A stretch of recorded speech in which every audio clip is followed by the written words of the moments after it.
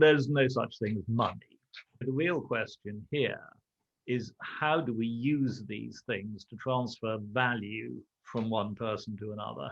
All that we're adding now on top of our current payment rail, what external conditions or obligations have to be met prior to the transfer of funds? It was actually a terrible error to call them smart contracts because they're real things. One of the issues of locking up money and having conditionality around it in too many circumstances, you run into liquidity problems. The idea of conditioning a coin such that it can only be used for certain purposes is actually the very thing that makes it unhelpful in a wider environment. But there is still this idea that the payment side and the banking side, or the oversight angle of it, are still two separate entities. Most central banks don't need to be getting in the business of banking people directly. I think that's a dangerous road to go down. That outcome, both in China and elsewhere, is the ultimate fear, right, of this whole conversation on how do we program money. Cash is the most decentralized thing we have.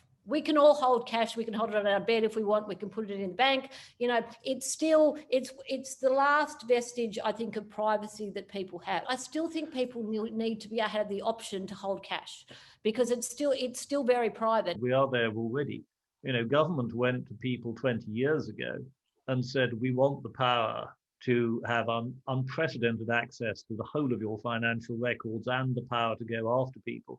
And our explanation for this is we're going after terrorists and drug money people and launderers. That's all right, isn't it? And the vast majority of people in the vast majority of democracies said, yes, that's absolutely fine. If you look at India, having a centralized national ID system actually does, whether you like it or not, does actually give a lot more scope to a central bank to actually issue cash. Money never leaves its home territory. If I want to make a dollar payment to somebody in London, you know what? I have to involve the US bank. The real opportunity that the cryptocurrencies create is precisely the elimination of all the mechanism and gubbins that goes with the making of any cross-border payment. You still have the problem that at each end of the transaction, people want to have real money. And the thing about having corresponding bank accounts is it actually speeds up payments. If you have corresponding bank accounts, you can have, and you keep deposits in them, you can make payments in minutes, which is one of the things you can actually do with many remittance firms now. There's a hell of a lot of mythology about how international payments work. There is no use for cryptocurrency other than just for over-leveraged pyramid schemes. And all these things fundamentally come down to conditionality, most already dealt with in the existing world. We've got to make a clear distinction between systems that do things with money and doing something to the actual money itself. So I think we're talking about the second of those. All forms of programming money have the effect of reducing its usefulness and therefore arguably reducing its value.